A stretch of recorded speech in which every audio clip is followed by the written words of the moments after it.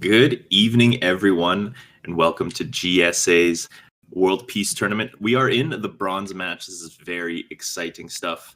We are only one game away from the finals. This here rounding up who will take the third place prize. We have Oddme versus Rhea in this very exciting match. Commentating with me today is Timpani, the god of everything Mario Odyssey. What is up, Timpani?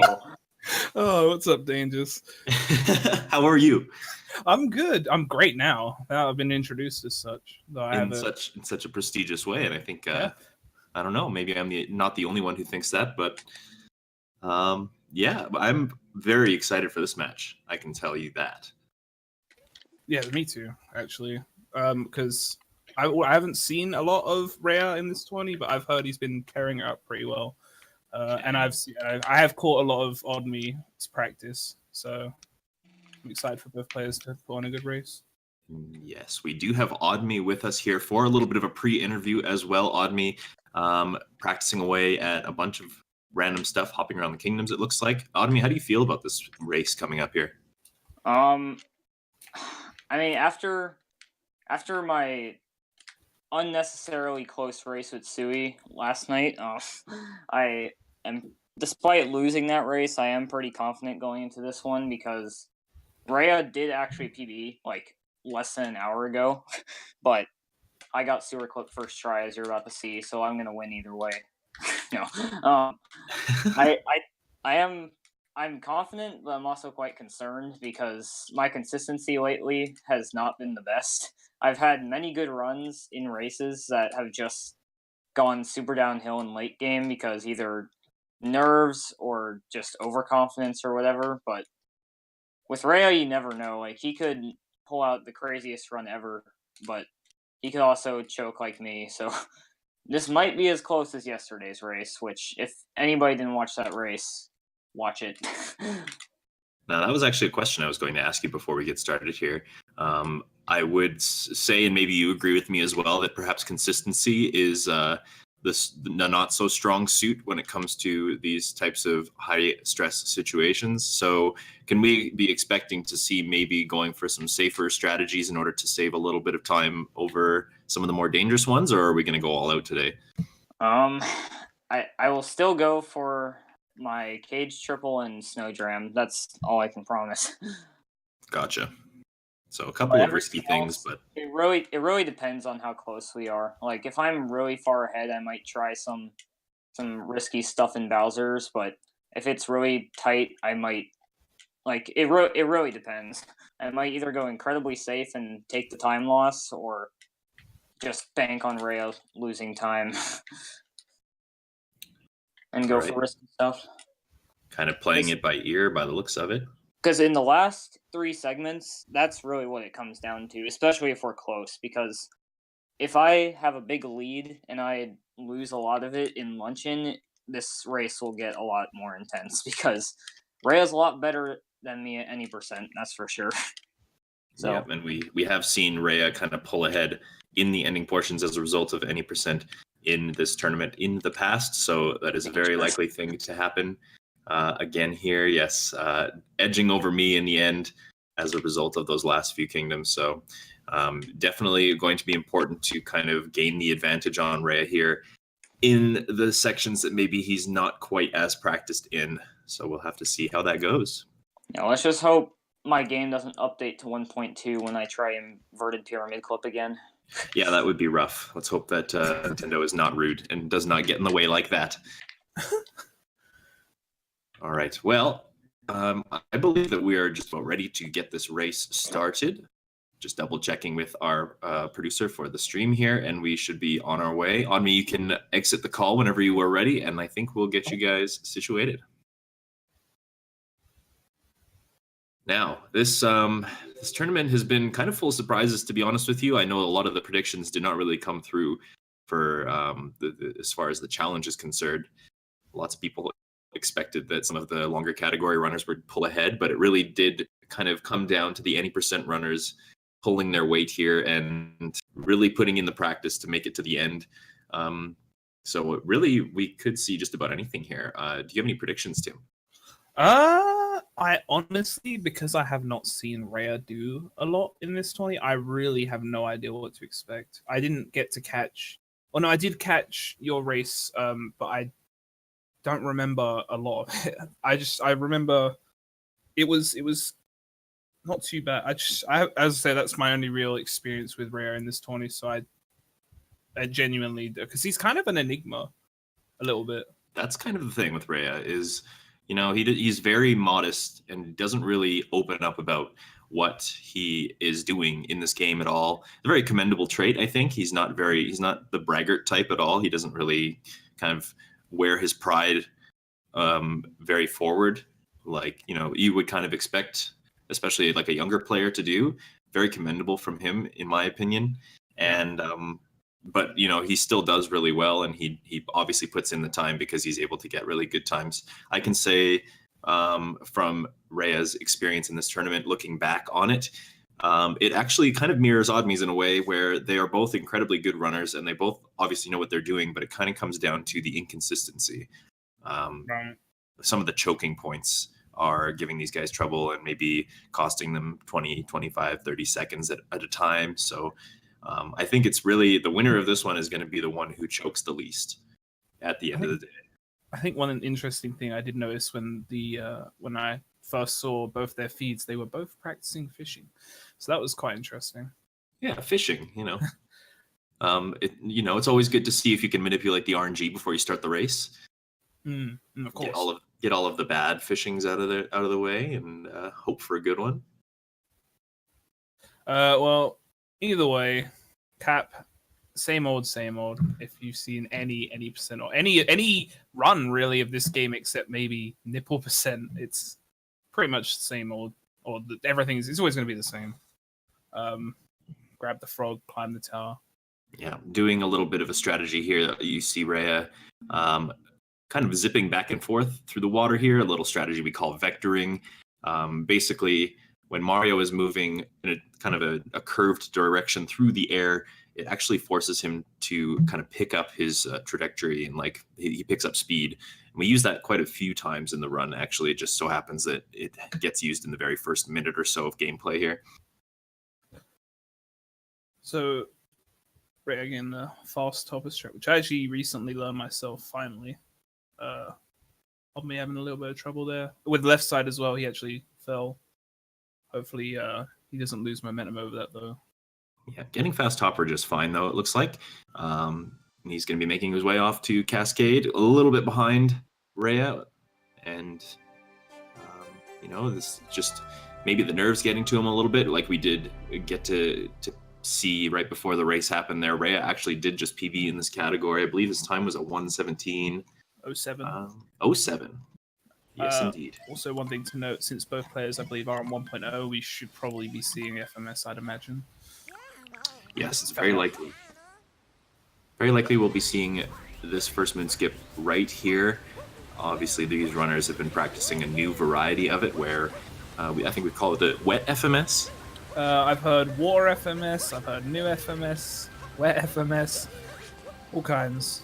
I personally just prefer to just call it FMS because it serves the same purpose.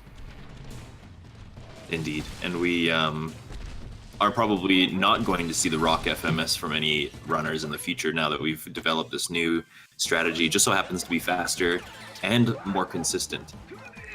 So we should be definitely just going with the regular, with the water FMS as of now anyway. So it looks like both of them are pretty good. I mean, Oddme's not too far behind actually, even with the bad start. Like he's a phase behind at the moment, but that's not a lot. No. Yeah, we're just looking at maybe a couple seconds. I didn't actually get to catch Rhea's FMS there to see if he made any mistakes, but it was pretty solid. It was pretty clean. So I believe it was a wall jump. Since you can actually, there are two ways to do the water FMS. You can wall jump, which is slightly slower, or you can just dive. Like you can kind of cap. I think it's a cap return jump, and you cap bounce and then just dive twice onto. That's right. Yeah, and the cap return jump is what gets you your initial height in that jump there. And I believe that the wall jump strategy is kind of just like a safe backup version, but you can actually just dive onto the platform, and because of that invisible wall, there are some very strange looking like collision detection inside this invisible wall, so that's how they're able to kind of just squeeze through and not bonk on anything. Yeah. And now it's gone, so but it's just going to jump back down, get the chest, hopefully clip through the ceiling there. Looks good to me. Yep, perfectly fine. Straight to the boat. Well done, Clip. And Oddme right behind. Just all of his time loss here is just from the Cap Kingdom kind of spaghetti, you could say, but still nothing major. Looking probably about 15 seconds of difference between these guys coming out of Cascade Kingdom. Very solid start anyways.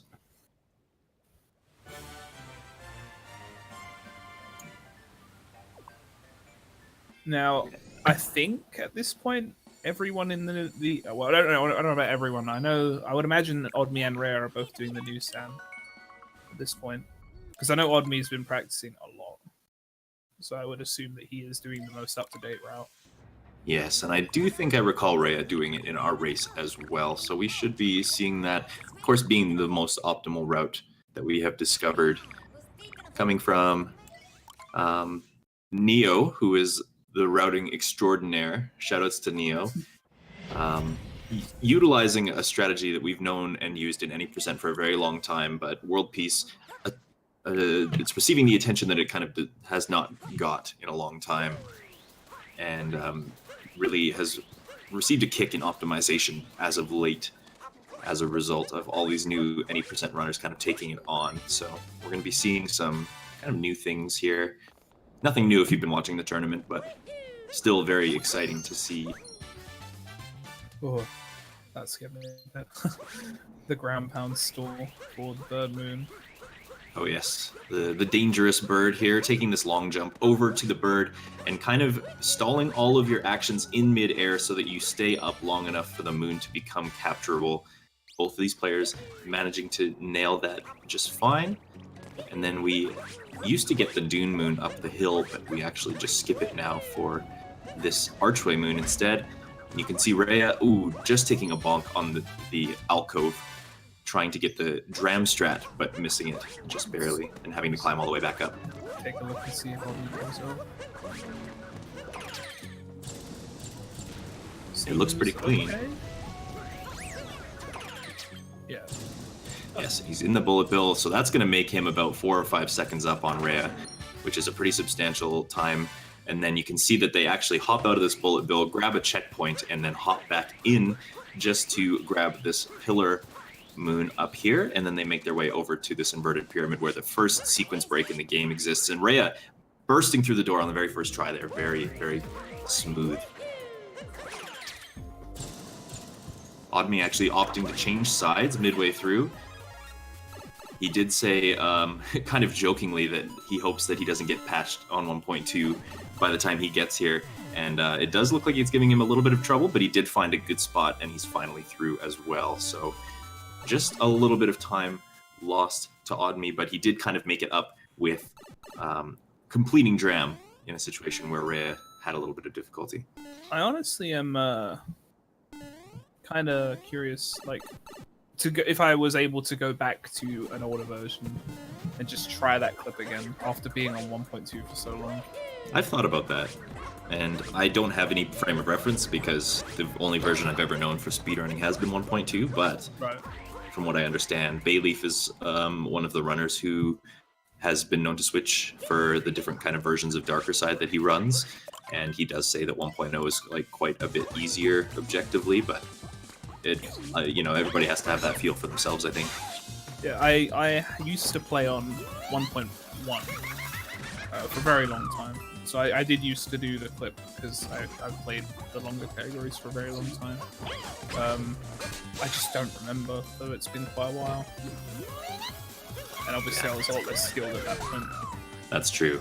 I think that the skill kind of would perhaps transfer over in this sense as well, because even now, the amount of time that I've been doing the clips on 1.2, I feel like I have a pretty firm grasp on how they work, and even the 1.2 clips don't seem that difficult to me now that I understand all the nuances of them. But that being said, there might be a different feel to the other clips on the other version that might make them a little bit more difficult at first. It's kind of hard to say.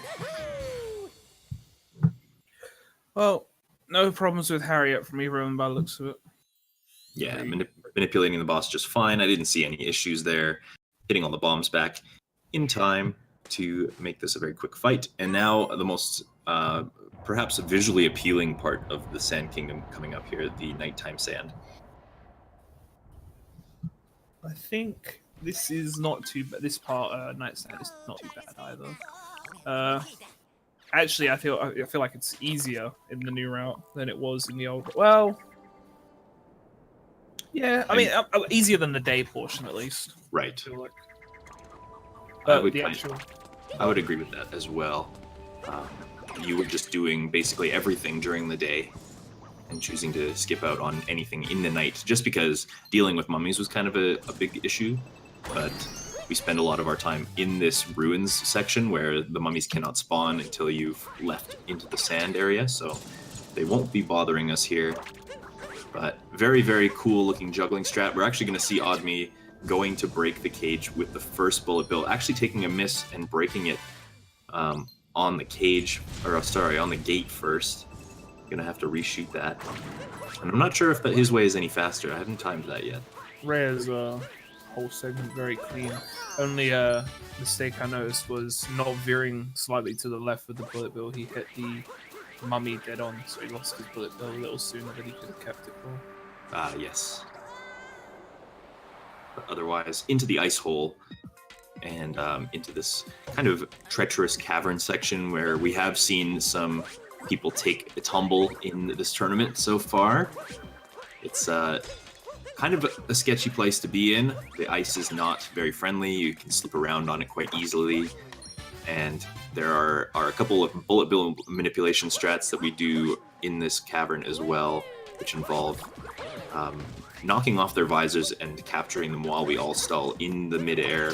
You see Rhea getting it there very cleanly. He's got to do it one more time in the upcoming section as well. It can be a very scary part and can lose you a lot of time if you fall. And this is one thing I wanted to say about it being easier as well. Not having to get an extra moon in this ice cave. You can just go straight through. It's a lot simpler. That's right, kind of bursting through and not having to worry about anything. Oddme actually taking a fall here in this ice cavern, capturing a little Goomba. I'm not sure, as like maybe a little souvenir on his way through. It's an unfortunate thing, and that's just how it is with this ice cavern. It's just the physics of slipping on the ice. Just you never know what can happen here. I've definitely taken a couple of unnecessary falls, and it's not fun. Big time loss is available here. One thing to note, actually, I don't know if it matters.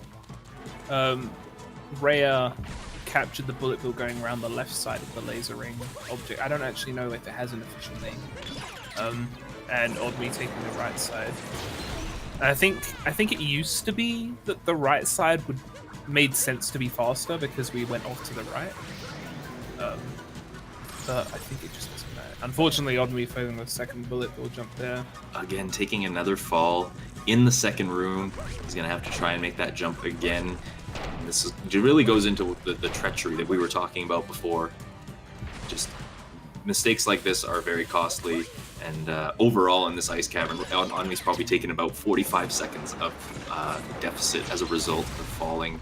But I think you're right about that laser, whether you jumped on one side or the other. The old route had us collecting another moon in these ice caverns via a chest that's kind of hiding up on the top right corner of the screen. But we don't get that anymore just because we do use the bullet bill to blast directly through the cavern. It's a little bit faster. Unfortunately, oh snap, my mind's gone wandering. I had something to say and it just poof. And it's gone. I was just watching Oddme. One thing to note about what Oddme's doing, I believe Rhea did it as well, actually rolling to the end of this arena is faster because getting those fists from Nuclotech behind you sooner causes him to come back to the arena sooner. Actually surprised Chaos by telling him that earlier today, and he was not aware of it. So it is quite an obscure fact, but it does save time. it kind of does fit into one of those like nuanced things, you know. On the surface, if you were just watching somebody do that, you might think that they're just doing it to kind of show off. You're like, oh, I can just roll between the fists. I'm super flashy, but that actually does have a purpose. There's actually a time-saving mechanic involved with doing that. And each phase has about a 1.5 time save, if I'm not mistaken, associated with it. I'm not sure of the exact timing, but I do know it's significant enough that you should do it because there's no real harm in it. And I think that a lot of these bosses do have something in the realm of that as well. It's just a very minor tweak, something that you can do to kind of speed it up in an otherwise auto-scrolling part of the game. And you know, you wouldn't think to do it, but if it's free like that, if you have to wait anyway, you might as well go for something like that. So yeah, one of the other things I note with bosses in general is even if you were to mess up a trick like that, the worst thing that's going to happen is you take damage, and you're not going to lose time to that because the multi-moon doesn't have a damage heal animation, so you're just not going to lose anything by failing it. That's right. And there are parts of this game, most of the time, in fact, that taking damage will actually kind of like stun the screen for half a second or whatever and make everything pause while you take damage. Boss fights are exempt from that, as far as I know. They actually just continue the gameplay, and Mario kind of just like falls over. So a couple of factors in taking damage in boss fights that isn't really a big deal, but of course you don't want to die, so you just have to be careful of that. Now, Rhea making his way into the Lake Kingdom, basically already halfway through. This is a very short kingdom, very small area space. We're just going to be grabbing the fastest moons available to us, finishing off the boss fight, and on our way out. Just nothing really difficult about this kingdom in particular. I really like Vladmir's movement there. He did a spin pound into a backflip on that moon. I really want to learn that movement myself. Spin pound's kind of tricky just because of like the angle that you approach that spot, I find. Yeah. But very, very slick. We're having no trouble with anything, which isn't too surprising, as Lake is basically the 80% route at the moment. That's right. And it is kind of important to note that saying it's the any percent route doesn't necessarily mean it's easy, but in the case of these runners, any percent is kind of their background. It's what they know most. It's what they do the most. So it probably comes a little bit more naturally to them than some of these other sections that require these boss fights or collecting other moons or something like that. So they probably make it look easier than it typically is. Lake Kingdom with an exception. I think Lake Kingdom is probably one of the easier kingdoms in the route. Yeah, I think it's worth noting that because it's I feel like most people, whenever they lose time in Lake, it just feels bad. True. Because there isn't really anything inherently difficult at the moment with it. It's just kind of moving from moon to moon. Yes, there aren't that really is technical tricks. That is pretty true, with the exception of a couple of like jumps that at first glance might seem a little bit tricky, like the cheap, or even like if you're not familiar with movement, getting from the start up to the zipper at the very beginning, that might be a little bit tricky for you if you're unfamiliar, but all stuff that can be practiced and kind of ironed out very simply. That being said, any percent is working on a particular clip halfway through that kingdom that will be saving a little bit of time and cutting out Rango entirely. This being world peace, however, we do have to beat Rango anyway, so we probably won't see very many changes to the world peace route in Lake in the future. I would say, however. Oh, go ahead. I was going to say, I would say that's a point in world peace's favor to differentiate more from any percent. True. Even if it's just the same route everybody's done for months. But go on. We're going into Wood now, as you say, which actually we're coming up on a fun little trick. Yes, a handful of them. In fact, this particular section is one of the riskiest of the route, I would say. Rhea going for this nut clip, where you use the moon grab animation to clip through the wall. It doesn't look like he got it, and he's just going to take the regular way through. Now, anybody who is familiar with any percent will know that clip can actually save quite a substantial amount of time and change the route rather drastically. But we can use the nut in this particular route to just skip the whole pulling the lever, waiting for the door to go down, capturing the uproot. We can skip all of that, and it saves us about 6 seconds. I'm hoping that we see it from on me. I'm going to assume that Rhea just missed it, because I can't imagine he wouldn't go for it. It looked like he was going for it. with the backflip. Yes, and I think we've all kind of gotten into the muscle memory of doing the nut clip anyway, so the alternative there is to just use the nut clip to skip having to like drop down from the platform. And you can just kind of clip through the wall if that's kind of like the safe mode of it. But Oddme approaching it here, taking his backflip here. Looks good, I think. Oh, maybe not. Apparently he's also missed it. It's weird. Sometimes you can tell with the shadow along the wall. With apparently just I missing guess it. my IQ is not very good. I just noticed the extra height more than anything, which led me to believe that it was fine, but I guess not in this case. Yeah, there's always that kind of one situation sometimes. I think grabbing moons in general tends to kind of raise you up a small portion, but in the case of this clip, it tends to like really boost you up in the air if you manage to clip through the wall. Raya flying through this stage, getting the tower skip pretty easily. Already on Spear. Ooh, very slick movement from Oddme there as he exits the red maze. It's something I want to learn how to do as well. Is that the spin pound, and then you throw your cap out and then shake to get it back? Yes, that's right. I have practiced that. It's not too bad. It's shaking to get your cap back that kills me every time. It's a very unnatural thing. You know, it's like I get everything, and the first couple times I did it, I understood the spin pound movement and the roll cancel movement, and then was wondering, okay, well, why doesn't Cappy come back? I didn't understand. And yeah, that shake is really important because it kind of triggers Cappy to come back quicker, and that's essentially the only way you're able to make it over that gap. It's very risky looking, but I imagine with a little bit of consistency practice, you're able to get it. Oddme going for this tower skip, getting Flower Road skip very smoothly as well, and he's going to be up at Spewart with very minimal issues. Rhea actually taking a strategy here that I have considered myself, but I haven't really timed it to see if it's faster. Using the rocket flowers to run up to this waterfall. Yeah, I actually saw a discussion about that earlier today, and I thought the same thing. I wasn't 100% sure. I was in the mindset of, well, no one else is doing it, so maybe it's slow. But I mean, I can't imagine it. Even if it was slower, I can't imagine it would be much slower. Yeah, it's got to be really, really close either way. One thing I was going to say I've learned about this tourney after Oddme's tower skip is that I've learned that apparently my way of doing tower skip is very scary. Very scary. Because I land on the lower bar. Right. But everybody dives back onto the actual main edge, which I didn't even realize was a thing you could do. So I have fixed that now because of this tourney.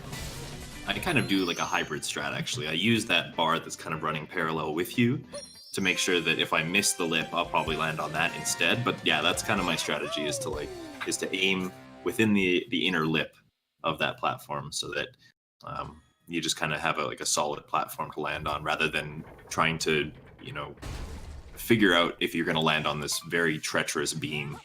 It's a little bit riskier. Yeah. So I didn't actually notice if Oddme took the rocket flower, but I would assume probably not. Yeah, I think Rhea is actually the only one I've seen do that so far this tournament. So a little bit of a signature move by the looks of it. And Rhea entering the boss fight for Torque Drift, probably one of the, I would say probably one of the easiest bosses in this game. Really not a whole lot to worry about here. There's one strategy, again, I think all the bosses have like one or two minor technical tweaks that you can take advantage of in order to make the fight a little bit faster. This one here is manipulating this uproot capture in a way that makes him run along the ground faster once he lands from a jump. It doesn't look like Rhea is actually going to attempt to manipulate the boss here. We'll see. He's having a good time with the Onion Boy. Yeah, I think he's having fun, I'm surprised, actually. I figured that'd be something he'd be on top of. I guess maybe he just wants to be sure that he's in line with the. I'm not really sure what you call it. Yeah, some sort of glowing blue orb of sorts. Yeah, his life support. I don't know. Just his, or maybe his. Maybe that's the thing that he uses to suck up the flowers. Since that is what Torque Drift is doing here. He's stealing the flowers. Yes, and I'm not sure if it's one of Bowser's creations or what it is exactly, but of course the story of this game being that Bowser is throwing a wedding for Peach, and every kingdom conveniently has one component of the wedding that he needs. In this one, it's a bouquet of flowers. So he's using this Torque Drift character to basically suck the life energy out of this wooded kingdom. That's why we have to come here and beat him up via the Speedy Nut Boy and headbutting these little poop orbs of energy. And it's potentially Rhea just did not know about this Speedy strat. It wouldn't surprise me, with Chaos not really knowing about the Knuckle-Tech fight and how rolling through the fists is faster. It's just like kind of those little nuances that save time. You say that, but I feel like it has application to 20% in some way. Just That's true. The leaps as well. Although, like, you can, as an uproot sometimes, I don't really know exactly how it works, but I think it's on when you bounce on certain angles of terrain, you'll just leap a lot further forward than normal. Yeah, kind of like how the Goombas work, actually. Yeah, exactly, but it's just a lot easier with the uproot because it's not a timed motion input, you're just kind of bouncing along. That's right, yeah. Having a good time. Just having a good time. Rhea having a good time with the uproot in this fight, and he's on his way to the next kingdom. Oddme about halfway through this fight now, just finishing it up, actually. We got quite a bit of distance here. Oddme showing a little bit of nerves at the beginning, I think, perhaps. There is still a lot of the run left, though. And there are a lot of choke points still. Anything could happen. We have had a death in Festo, I believe, in this 20. It has indeed happened. Anything can happen. The festival being a fun-loving place until something goes horribly wrong. You just never know. Alright, we approach the Cloud Kingdom. The Cloud Kingdom is kind of a detour from the main storyline. You think you're going to Metro, Bowser decides to give you a little bit of a detour instead. This is our first encounter with him. The fights are very similar, but the idea is the same. Here, we basically just try and capture his hat and use it to punch him off of the platform 3 times, as is tradition. He really prepared for you, though. Yeah, I mean, his entire Nimbus arena. And the spiked gates all around it, this had to have cost something. He's just showing you he cares. In perhaps one of the most hateful ways possible. At least you know you're his favorite enemy. That's right. He doesn't put the effort in for just no ordinary Italian man cleaning out the pipes, you know? Alright, so we are about 1 Cloud Kingdom away from each other now, which is about 1.5 minutes. And Rhea approaching Lost, which we have definitely seen claim the runs of many in the past. And it's definitely a scary kingdom to be in. I was going to say, unlike Lake, despite this kingdom also being any percent at the moment, or the movement being the same, it's a lot easier to lose a run here. Yes, most certainly.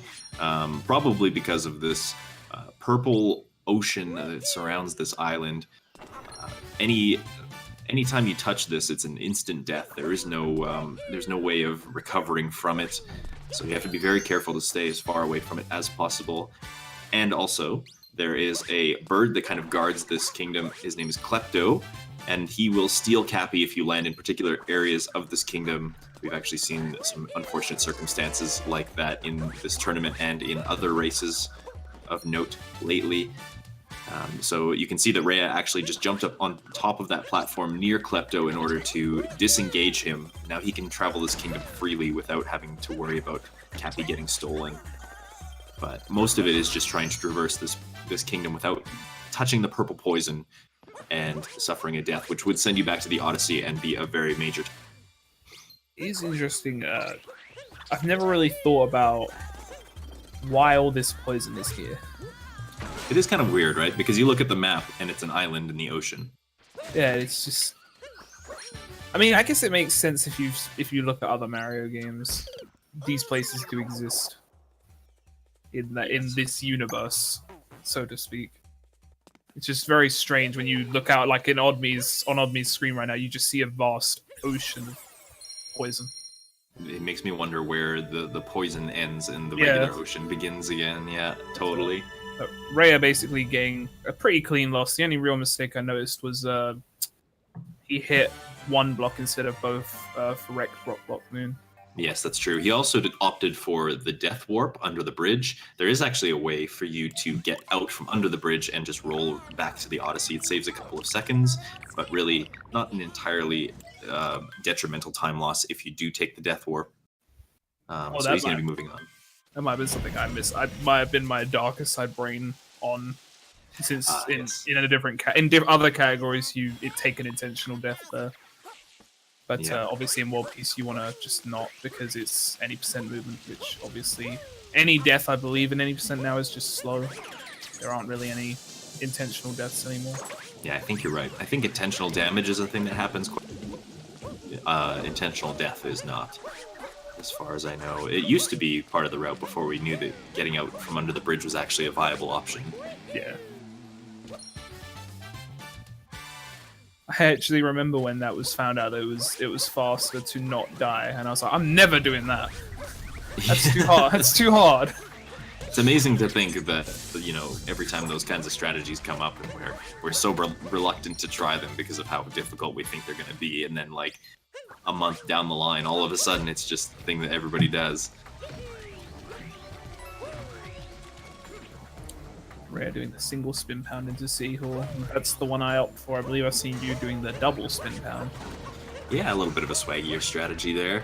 Of course, if you are not buffering your spin pounds properly, it can end very badly for you, as it's happened for me in the past. But spin pounds usually a very fast way of changing your direction very quickly. So the recommended choice for a lot of runners in situations like that.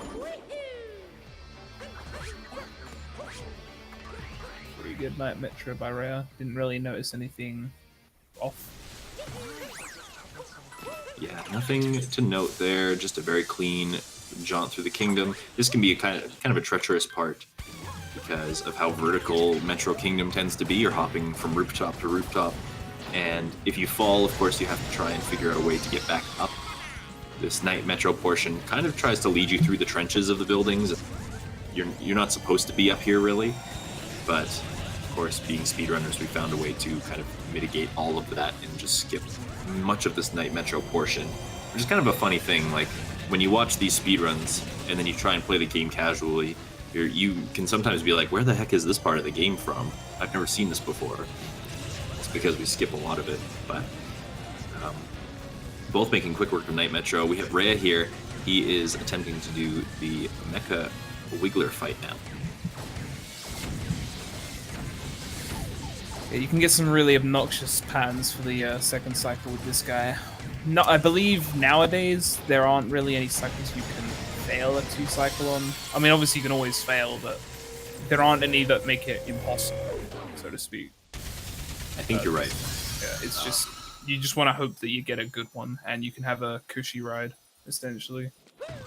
Yeah, I think especially the any percent runners at the top level, they can manage just fine with any cycle that they're given, and some of them I've seen multiple times, and I think you can kind of predict the good ones and some of the bad ones as well.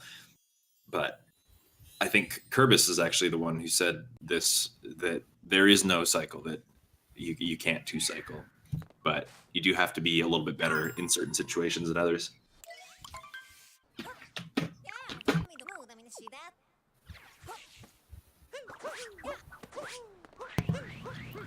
And now we approach Day Metro, which is one of my favorite parts of the... Well, that was very smooth. I really liked the whole movement there. From Rhea? Yeah, it felt very slick. As he approaches that Girder Moon, and then the capture warp strategy to get back to the pylon. Now, we did mention that these guys are both on 1.0, which does make a difference in the Metro Kingdom. We're going to see Rhea getting this Garbage Moon, which is going to signal that he's going to be going for the sewer clip in the upcoming portion. Taking a little bit of a weird flicking detour there.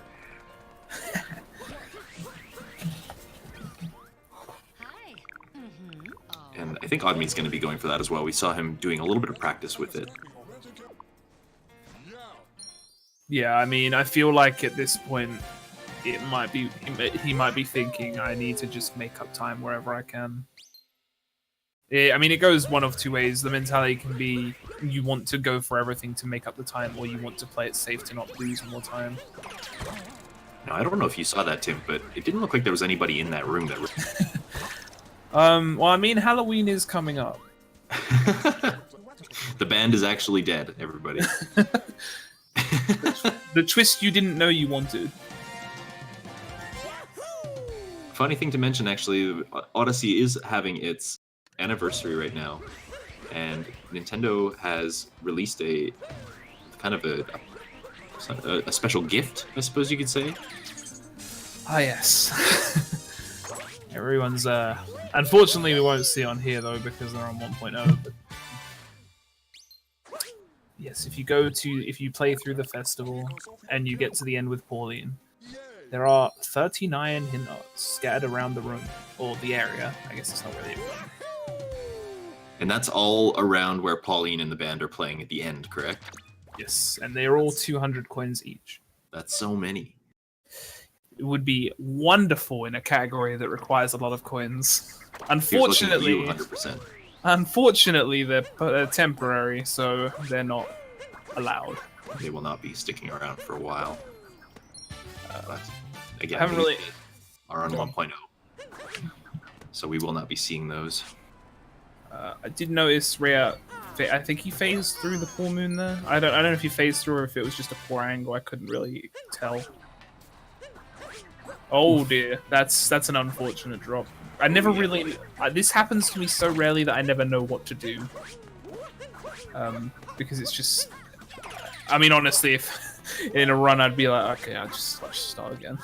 Yeah, definitely in a situation where you're just doing attempts for PB, then that is probably going to be a reset point. Rhea going for a dive onto that railing and then an attempt at a long jump, but that is a very scary maneuver because you can do exactly as Rhea just did and fall down. Looks like he had a very solid backup though, using the flinging pylons to get back up to the roof very quickly there and not lose himself too much time. He's still got quite a commanding lead on Oddme.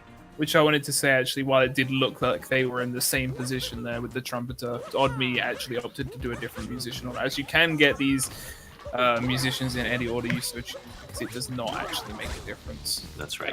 Actually, there is one very, very slight difference that you can get the guitarist first. If you love this strategy. I do, actually. So something we've dubbed Pauline Dram, I think, where as you're approaching Pauline for the very first time, you can kind of take an optional route down the street and use a capture warp mechanic, hold Cappy above one of the flinging pylons, speak to Pauline, and then immediately capture warp back to one of the pylons and fling to the guitarist first. Saves about 1.5 to 2 seconds and looks very, very swaggy when you can pull it off, but it does require a little bit of camera maneuvering, and it's not necessarily the easiest thing to do. So especially coming from the way that the 1.0 runners come, they're coming in from the who piled trash on this and they're flinging down the street. It can be a little bit harder to kind of line yourself up for something like that, but a very swaggy strat indeed. Rhea actually just coming out of the sewers and on his way to the festival, he had a very, very clean sewer clip. We're going to see Oddme approach this now, and Oddme is going to have to get it very early if he wants to make up some time. I think when I attempt to a clip on 1.2, that moment where Mara slightly elevates above the ground, signaling that you roll cancel too early, just makes me very sad. Yes, indeed, I can agree with that. Part of the reason I do not attempt. On me, taking about 10 to 12 tries to get through the wall, but he is eventually through and on his way to the festival now. Rhea not really having any trouble with festival, which I'm not too surprised. I think this festival is maybe a bit easier without having to get the secret moon here. I would agree. I think the cycles line up a little bit better this way. Yeah, we're just fine. Jumping over the barrels. One thing I would love to mention about those blocks at the end, I see everybody miss blocks here. And I would honestly just say the best way I've found to consistently hit those blocks and avoid the invisible wall that's still there sometimes if you go too fast, just stop dashing as you approach them and just hit them all in a row. Yes. Because then the invisible wall is just gone and you don't have to, you won't miss them because it's a lot easier. I'm pretty sure that invisible wall has just kind of timing associated with it after you hit the last block. Yeah. So if you hit the very furthest block last, then the time it takes for Mario to come up and around is enough time for the wall to be gone. And as you said, if you dash up to those blocks and then you just mash the jump button without dashing, then you typically are on like a good cycle to hit them all immediately in a row. Now, Onmi actually taking some damage in the festival portion in the early part. That is always a very scary thing.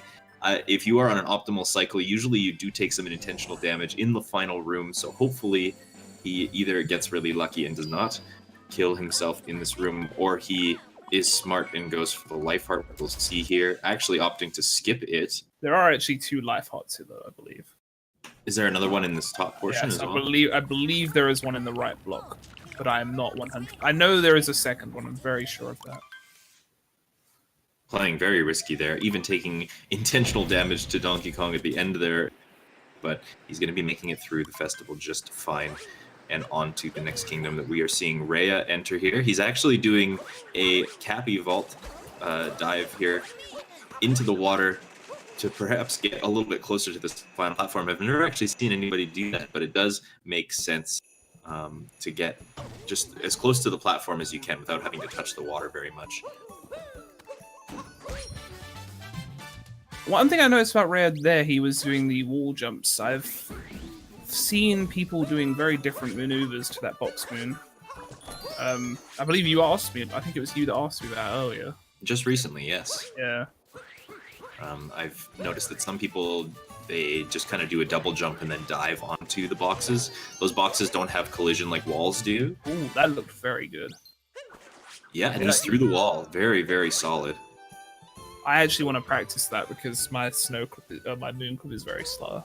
Yeah, and I think as we were developing that moon clip strategy, it was very common to just try and set it up in a way that, you know, was visually acceptable and, you know, consistent. Whereas now that the any percent runners have kind of grabbed it and taken hold of it, it's gotten to a point where it is very fast. You can just roll right in, spin pound, and kind of backflip into the wall like that. I was gonna mention as well. It's worth knowing the camera angle difference as well, because the way I think you and I have both done it. I don't know if you can correct me on this. Is I face the camera away from the wall. Yeah. Whereas they keep it centered towards the ground pound spot from coming down the hill. Yeah. So the wall is on the side. So they can just see more clearly if they've gone through. Yeah, it can be kind of hard to gauge the distance that you go into that snow pile, though, to see if you are actually like at the ground pound spot, or like the depth perception there is a little bit tricky. But with a little bit of practice, I'm sure that it is perhaps more viable. And something to note here on me going to Seaside first, actually. I believe I heard recently that apparently it saves 0.3 seconds to go to Seaside first. It's very interesting, and you would think the opposite because Seaside is a menuing option basically, and you have to press down to choose Seaside. Do you know about this, or kind of? I heard it was something to do with a delay, but I'm not 100%. I haven't read up too much of it. I just saw people saying Seaside first, every category, 0.3 seconds. But this is something I definitely have to look more into, but I've heard that it is actually faster.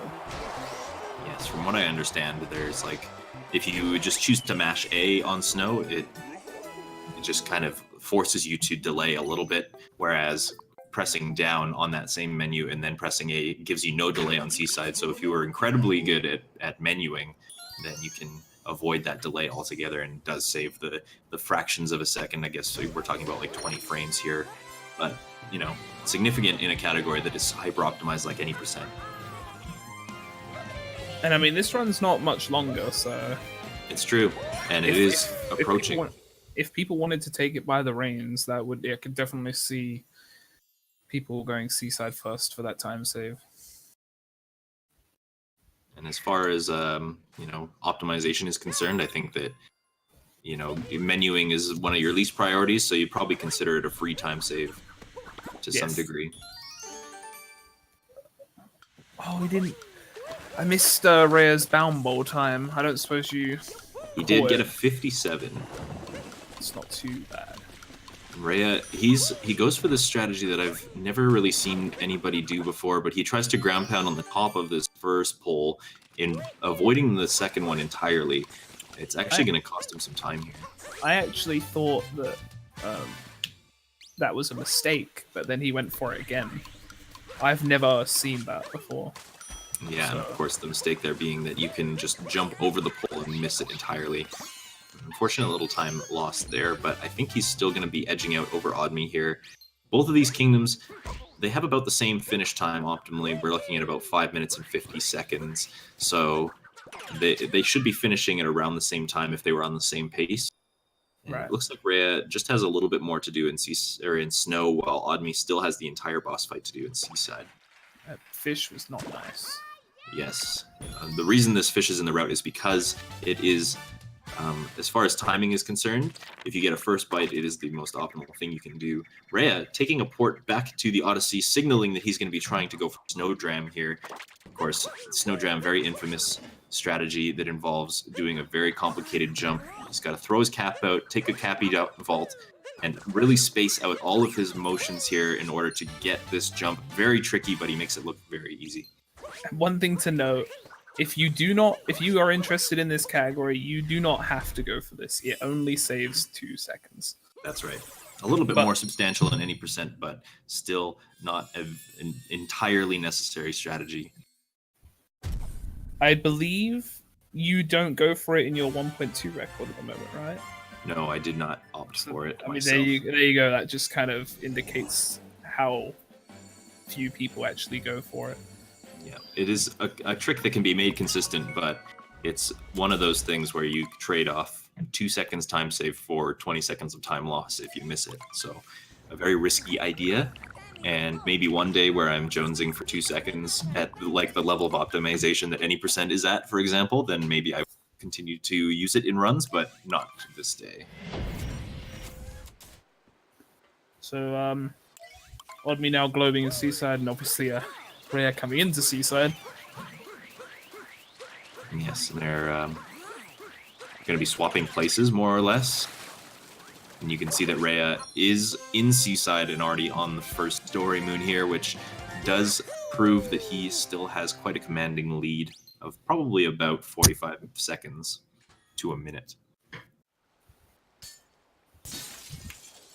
I will make sure that we guess Oddme's bound all the time, though. Yes, we will be present and hopefully able to guess. I haven't seen Oddme really do the bound bowl. I'm not entirely sure if he's any good. I'm very sure he's going to get a 49. A 49, yep, definitely. World record. We've seen it here first. I would wager probably a 54 from me. 54 is a very solid, kind of consistent time. If you know what you're doing at the bound bowl.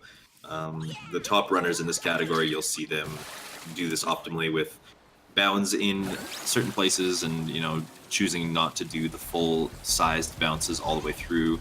It's kind of a balancing game and just kind of a feeling game, figuring out which bounds are optimal and which aren't. But good times in the bound bowl are somewhere in the realm of like 52, 51 seconds. Yes, I actually very rarely get. I would say my average is 53. Yes, on occasion. Oddme going for the snow clip. And he's Does through the get it. wall. Very Both nice. of them getting the moon clip here. That is a very solid performance by both of them. Did take a little bit extra time to set it up, but it paid off in the end.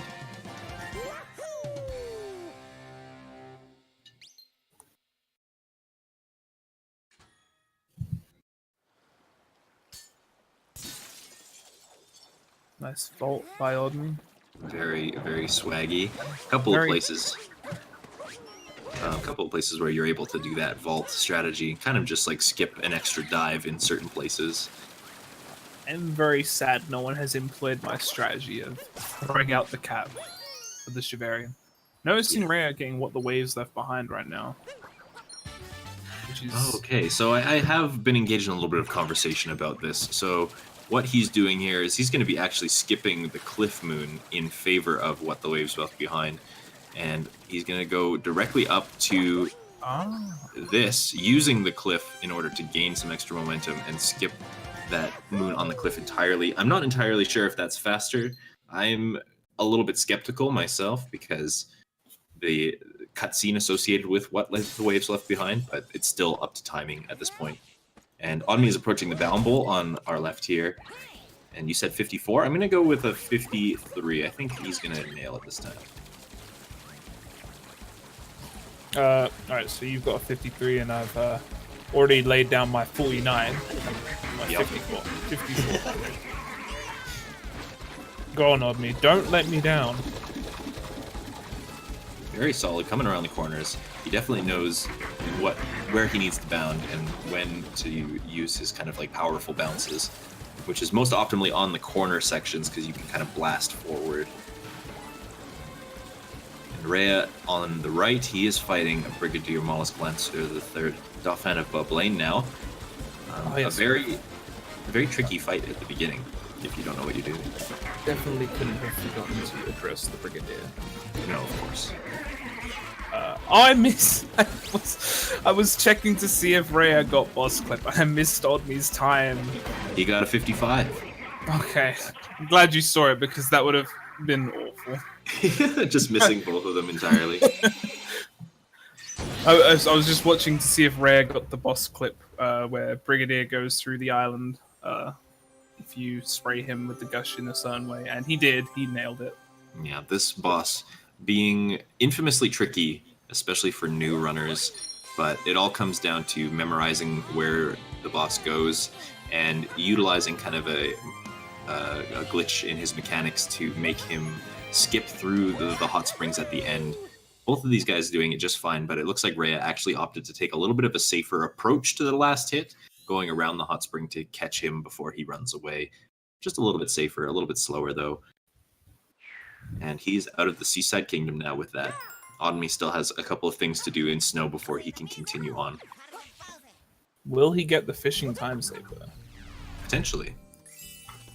I think it's been proven that the fish is prone to letting you get the fight most of the time. But that being said, we have seen some very unfortunate circumstances in the past. Oh. On the second. So a little bit of a time save there. Odmi did say he was going for, and he did jump out of the capture. He kind of does this in a weird way. He falls into the water. Now, I'm not entirely sure if that is faster, but he is going to be going for Snowdram here. It's probably really close, but for some reason it irrationally bothers me.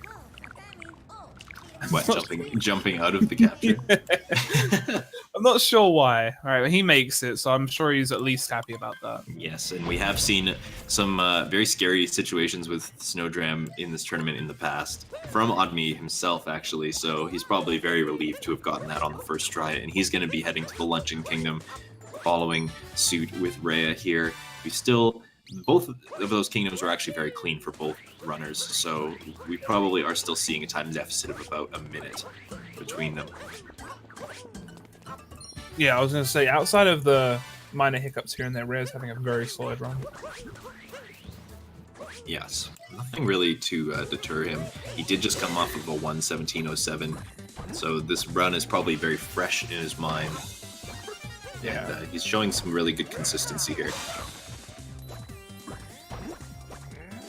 And on Odmi's part, a lot of the same as well. He's actually having a solid run. Just a couple of hiccups near the beginning, especially in sand.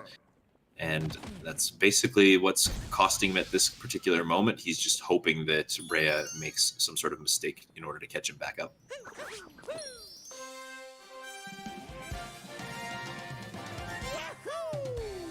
Oh, yes, and I suppose the only mistake that Rhea made was in Metro falling down from the building, but he was able to back it up very solidly. Yeah, I remember watching that because I, as I said there, I wasn't really sure what I'd even do there if I wanted to keep going. Yeah, it's very important to kind of have like a solid backup plan for that, because I think the first instinct might be to just warp to the top of the building, but then that requires, you know, the whole warping animation and then diving back down from the top of the building.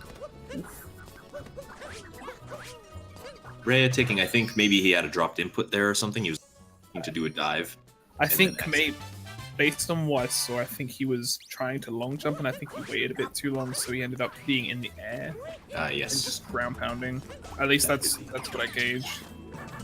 Could be the case. Either way, he did back it up just fine. He made it up on the pillar very quickly, and now this quite annoying RNG portion.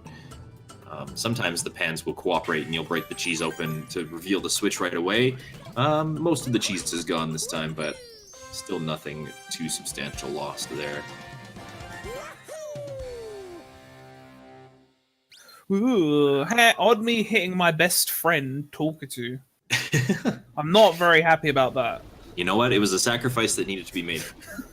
Because if it wasn't for that, Oddme might be in the substantial amount of time. So thanks, Cookateel, or sorry, not Cookateel. Thanks, Talkatu, for your sacrifice. It is much appreciated. Mind you, though, he's actually not that far behind, like compared to where he was. You are right. He's only 2 moons behind, though granted one of them does have quite a bit of cutscene associated. Yes. But it's the not too bad. Major reason for world peace being slower than any % is just these cutscenes associated with story moons, associated with boss fights. Makes up for what we thought at one point was about 15.5 minutes, but I think with all of these optimizations is probably closer to 14.5. So that's kind of where the if you want to just do the transfer over, you can kind of tell what an optimal time for world peace could potentially be. I think the world record for 1.0 right now, we're saying, is a 1:16.09, if I'm not mistaken. Sorry, what was that?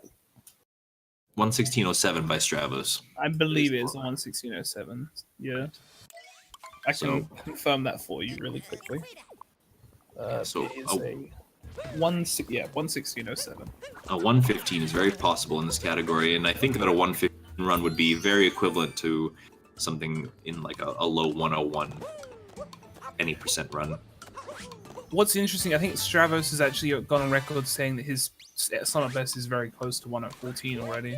Yes, which is absolutely crazy.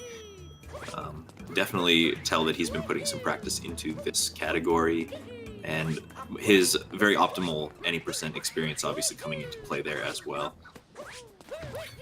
I do believe he does put in his Kingdom golds from 80% because they're the same, which I mean is fine, obviously. It doesn't technically make a difference.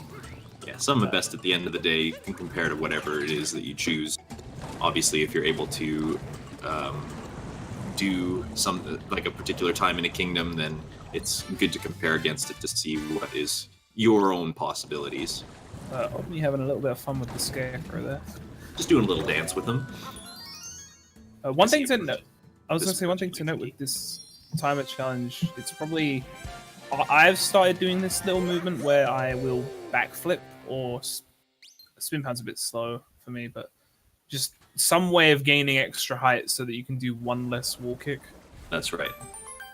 Because wall kicks are in general quite slow in this game. Yes, and if you do get that extra height on that jump, you're able to skip the fork flick there that you see on me just roll right past, and saves you a little bit of time. But Cappy infamously stays on the Scarecrow as you are approaching that part, so it's very important to make sure that you get a triple jump lined up to cross that gap. Otherwise, you will find yourself in the lava and be losing quite a considerable amount of time. Now Rhea blasting off into the big pot at the top of the volcano here. Oh, his And camera is going crazy. this is probably the best fight in the game, in my opinion. I like this fight. I'm going to stand by my man. Stand by your man, Cookatiel.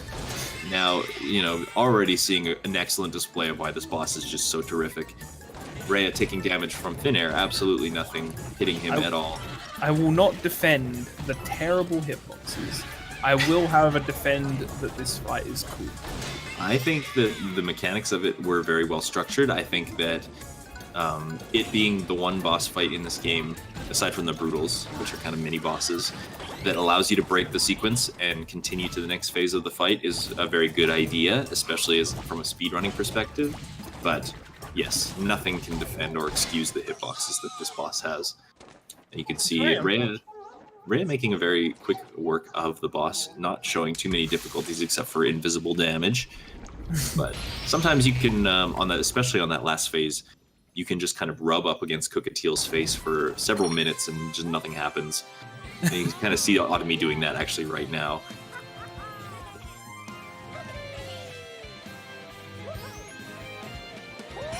But yeah, Rhea cleaning up Cookatiel like it's just another day at the office. Yes, and cannot be understated what a solid run he is on here. Oddme seemingly having no issues as long as this third phase goes well. Because one thing that may not be apparent from these two runners because they did it quite quickly. Oh, that's very unfortunate. Yeah, but I'm not a big fan of this particular phase because of not only the hitboxes of Cookatiel, but the hitboxes of the platforms he makes sometimes just do not work in your favor. I wanted to mention that in particular because neither of these runners actually had an issue initiating the spew phase. It can be really easy to completely miss Cookatiel for seemingly no reason when you bounce up, but neither of them had any difficulty with that as far as I saw.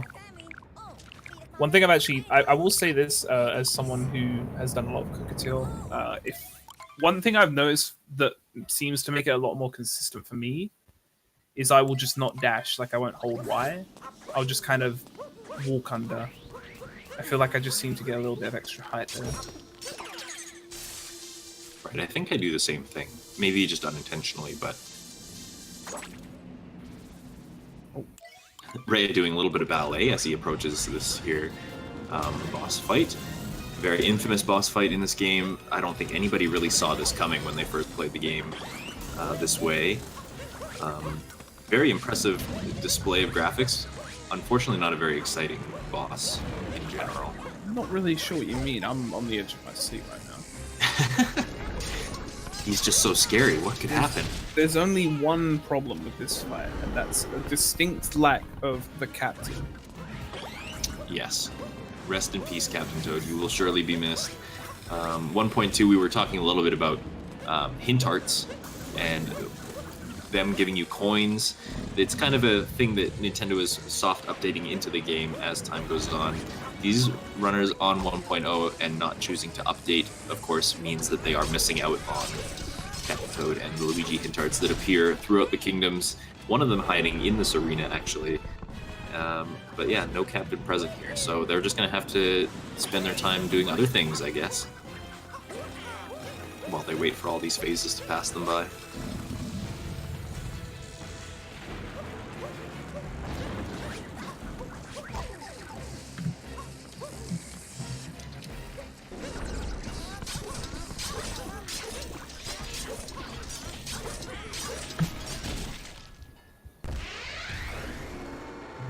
And as Rhea is leaving now, we see Ami approach the second phase of this fight.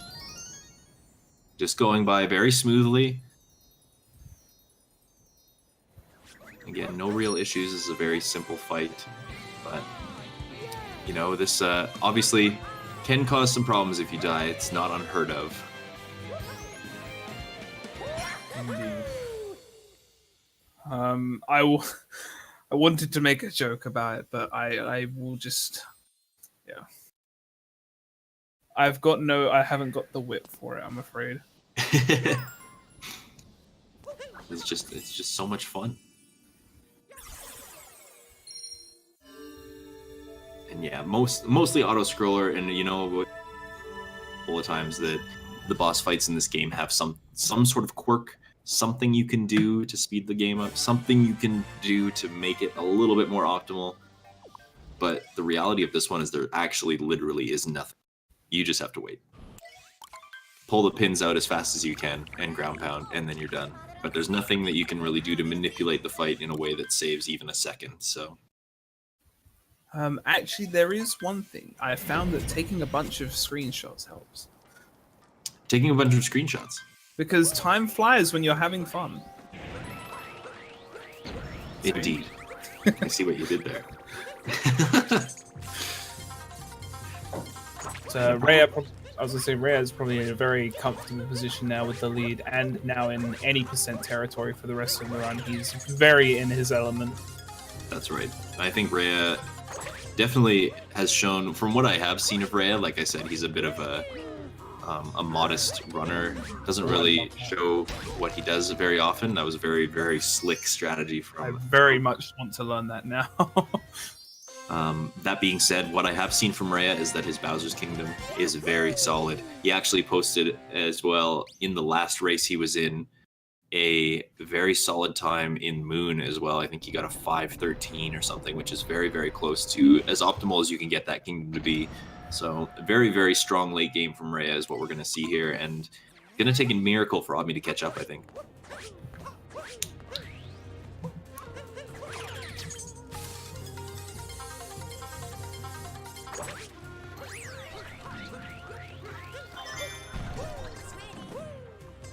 This triple jump dive back to shards. I've been practicing that a little bit recently, actually. I don't know if you have touched shards movement in quite a while. I've basically stuck with the safety strats for that second one personally, but yes, I think that dive back strat comes down to just very quick timing. There's a very small window where you're able to actually home cappy in on that shard in order to dive back in time. Yeah. But definitely the quickest way. It avoids a couple of extra jumps.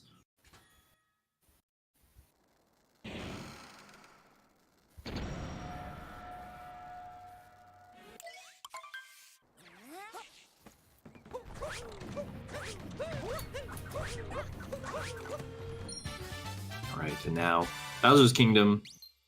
Kind of a notable thing about Bowser's Kingdom is that it doesn't keep track of how many moons you need to progress. The game is trying to lead you to believe that this is the last place you'll go and that the final showdown is on its way. That being said, I think we all know better at this point. A lot of Mario games do not actually end in Bowser's Kingdom, but usually some sort of other extravagant area. In this case being the moon, of course. So, whoa. You can't just spoil the game like that. Alright, well, I think that's against the terms of service of commentating this game, so I'm going to take my... Thank you all for tuning in, and Tiffany will... No, just... So that being said, it doesn't keep track of your moons, but you actually do get surprised, and you have to collect 2 more when you finish the kingdom. So we're actually going to pick those up along the way. You saw Rhea pick up that fence moon right before approaching these brutals here. You're going to see Odmi do it again in just a moment. Very scary jump. I think the scariest part about Bowser's Kingdom is the falling deaths, of course. Not only do you die, but you have to fall all the way down to get there. I was very scared by Odmi's die. He was very close to the roof there. Yeah, it looked like it might have been a bonk, but he just cleared it just enough. I'm very upset by Rhea going for Harriet first, so I'm going to root for Odmi now. Sorry. Yeah, sorry, Rhea. You had your chance. I mean, he's not doing the optimal strats. Yeah. This fight is the make or break moment, I think. Quite truly. And Odmi going for Topper first. Hashtag Topper first gang. Exactly. You know, this is... I like Bowser's Kingdom because there are actually a couple of moments in the run that are up to personal preference. This being one of them. I think that Topper first is kind of a good strategy if you're looking to get what I would consider the harder fight out of the way. You can use that checkpoint to kind of heal yourself in a situation where you might take damage and save yourself some time later. And I think that's kind of the optimal way of going about these fights, but that being said, Harriet's on the left. So maybe that means you go first. I don't know. I was going to say, and now coming up to what you were saying about this kingdom having personal preference, this would be the other one. That's right. For most players, this is personal preference.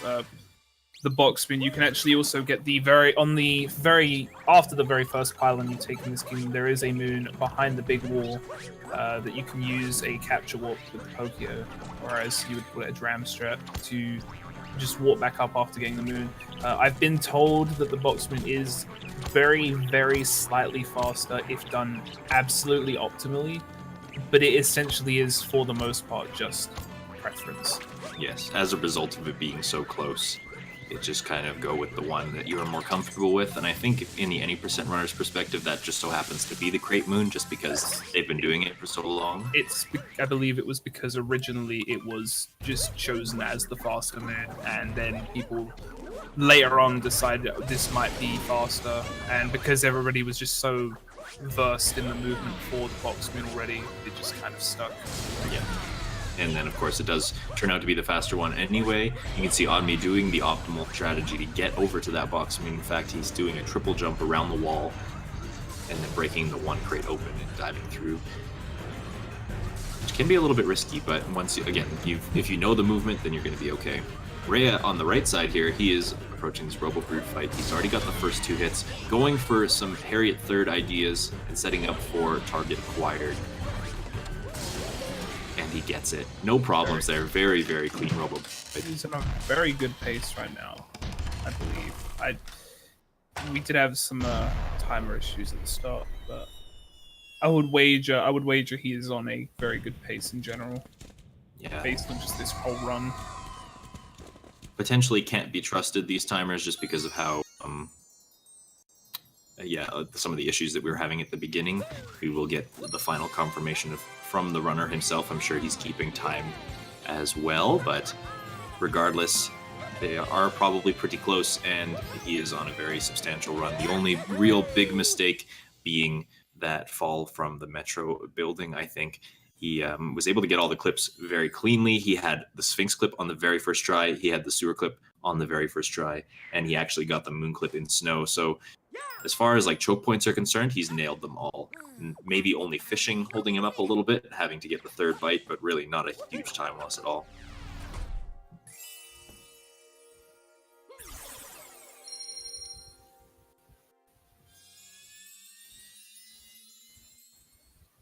Odme also not having very much difficulty with the Robo Brood at all, finishing it off very cleanly.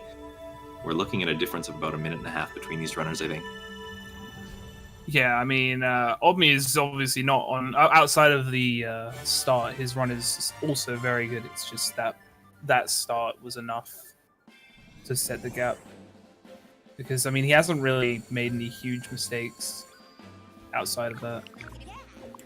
Yes, that is true. It's just Rhea's on such a good pace through and through. He's just on form today. Yeah, the consistency really is there. Now Rhea approaching the moon, and if these timers are to be believed, probably a 1:16 pace with this run, somewhere a mid 1:16. Very, very solid.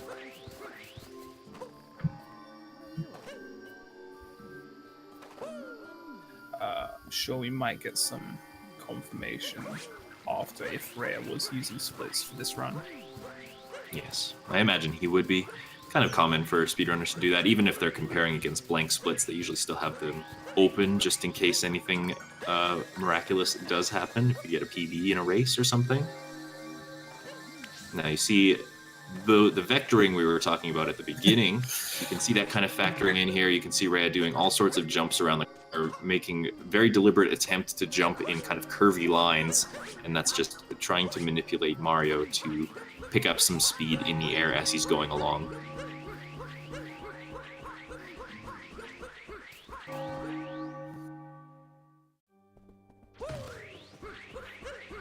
I found that the spin pound Rhea just did there inside the church is quite awkward. I agree too. Sometimes like buffering works in different situations differently.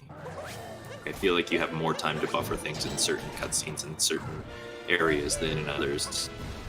Yeah, I think it's when you go into certain places where Mario goes through a little bit of walking before actually gaining control, which you can't really do anything about. Like, because when you walk into the church, he kind of walks forward a little bit before you can actually take control of him. You're right. And in situations where it kind of like fade, for example, those are the situations where before you even see him, and I think those are the ones that are easier to buffer. Scaring me? Ooh, not a fan of him scaring me in this race. Okay. He did make it up just fine though, with a little bit of it was a little bit nerve-wracking, but he's got it.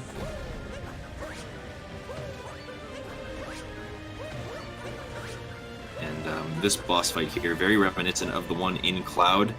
We're just adding a little bit of an interim phase where he spits fire at us. Actually, much less scary than it looks. The hitbox on that is minuscule, and basically, as long as you're off the ground, you won't get hit by his big fire breath. Mm-hmm.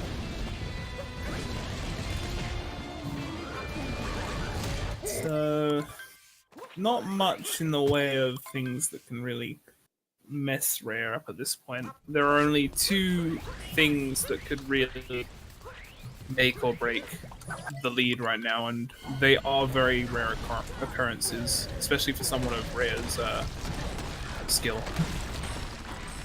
Indeed, they've done this escape sequence oodles of times, and while the entire moon is collapsing around them, this is really not as scary as it looks.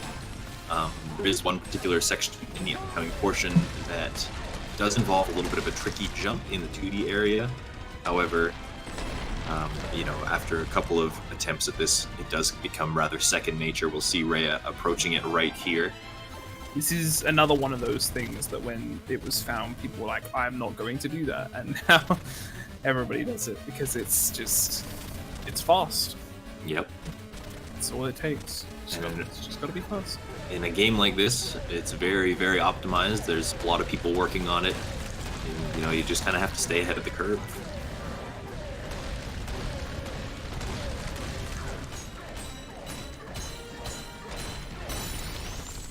Yeah, Rhea making that escape look very easy on me. At the beginning portion of the escape, it looks like we've lost our timers. Just having some technical difficulties there, unfortunately. But at the end of the day, the time doesn't really matter. I'm sure the runners are keeping track. It all just comes down to who shoots out of the wire at the end of the game first. And at this point, it's Rhea's race to lose. I think that this pillar room is probably the safest portion of the escape, and that being said, Commentator's Curse hopefully doesn't play into this at all. There is that one hole, but he's fine. He's on the ending platform. Nothing is crumbling around. Rhea is going to be finishing this up with the win, coming in third place in this tournament. Very, very solid showing, and he's actually, as we're shooting out of the wire, he's given us a screen capture of his splits. 1:16.54. That is that's a PB for him. It's a back-to-back PB for him. Back-to-back 2 PBs in the same day. Very, very solid showing from Rick. On me approaching this escape sequence, just about a minute and a half behind.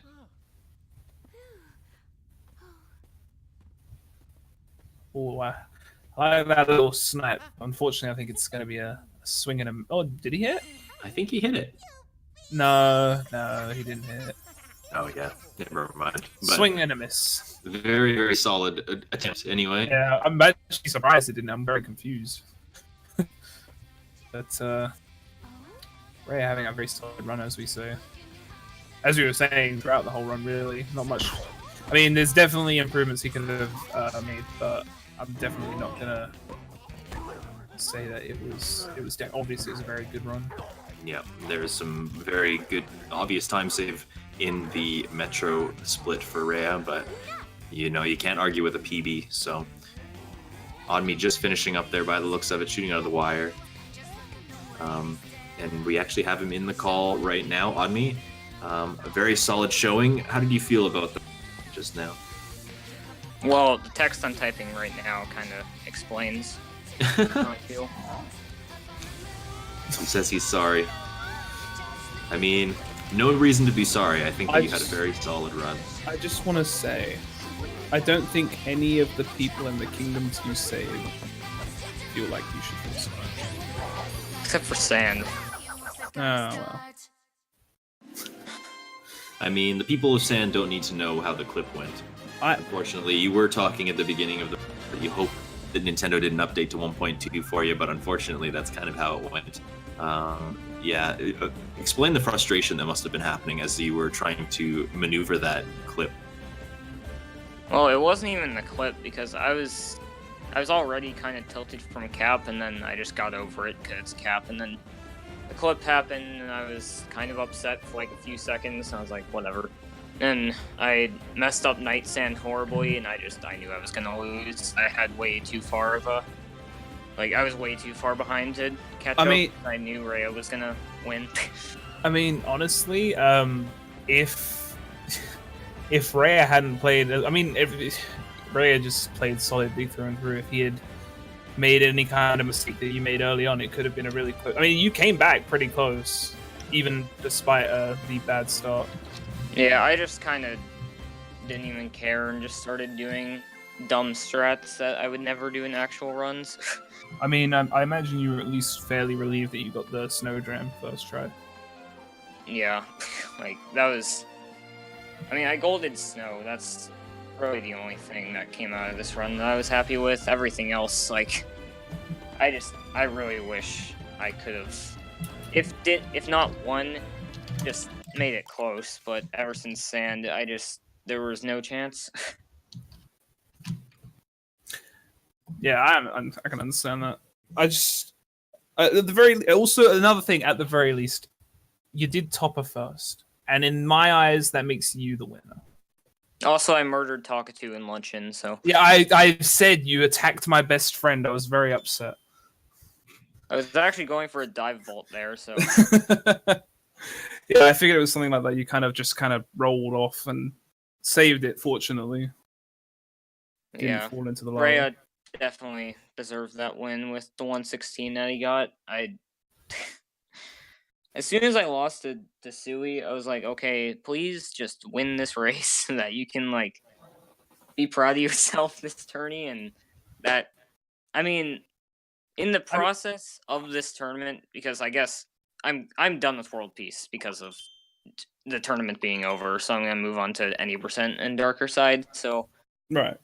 I guess I'll go over, like, how I felt throughout this entire thing. Before the tourney started, I had a 118.46, I think. I never thought I would get a 116 at all. I didn't think I would ever get a 117, so despite being really upset about the run, I'm very happy with how I've performed in World Peace overall. Like, I definitely underestimated myself, because there were Timp knows this, and so does Dangers. There were times where I was just turning off stream. I was depressed, like I'm never gonna get good at this category, and then something happened. In your defense, you had some very tragic run losses that don't typically happen. Yeah, like a soft lock in Luncheon, which is, I think you're the second person I've ever seen it even happen to. Yeah. I mean, if there's one good thing that came out of this race, Rhea did not bot me, so... I mean... I'm very happy about it. I mean, you've got a very good time. 116, any 116 is very, very good. So first 116, so that's all I care about. There you go.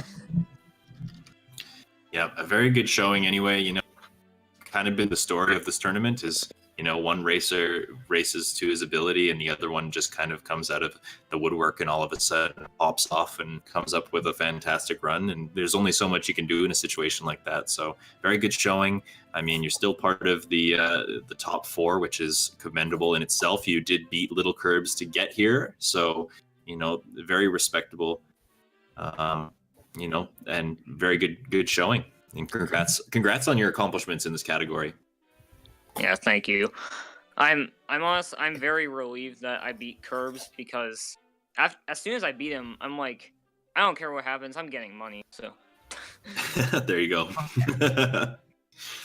Well, thanks, Odme, for the showing there. Congrats to Rhea for coming third place in this tournament. We are going to be transitioning now into a triple bingo match, one of the very first of round 2, I believe. So we are going to be closing out the World Peace Tournament for the day. Thank you, Tim, for joining me on commentary today. Oh, a pleasure. It's been a lot of fun. Always fun to hang with my homie and watch some good World Peace. Indeed. So I think we're going to take a moment. What's up? Can I get 2,000 followers on Twitch so I can do a 100% run? Thanks. Yeah, there you go. 2,000 followers, he's going to do 100%. So, yes. In the meantime, I think we're going to take a very short break. We'll be returning with Triple Bingo very shortly. And see you then. Bye.